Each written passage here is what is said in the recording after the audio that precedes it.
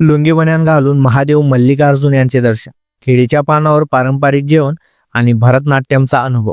खरंच हा दिवस वेगळा ठरला. श्रीशैलम मल्लिकार्जुन येथे पोहोचलो, ज्याला दुसरे कैलाशही म्हटले जाते. ऑटोने थेट रूमकडे निघालो, कारण रूम आधीच बुक केले होते. रूम मंदिराजवळच असल्यामुळे वाटेतून मंदिराचे अप्रतिम दर्शन घडले. हॉटेलमध्ये पोहोचल्यावर भावाने रूम दाखवला. थोडं फ्रेश झालो आणि मग परंपरेनुसार लुंगी बन्यानावर दर्शनासाठी तयार झालो.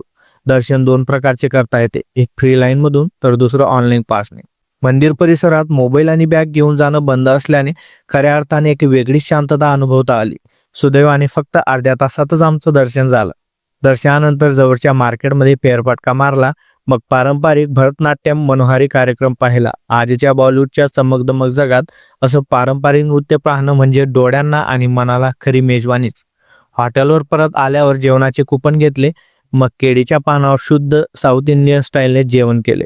दिवसाचा सुंदर प्रवास येथेच संपला. आता फॉलो करून घ्या, कारण पुढचा भाग अजून खास असणार आहे.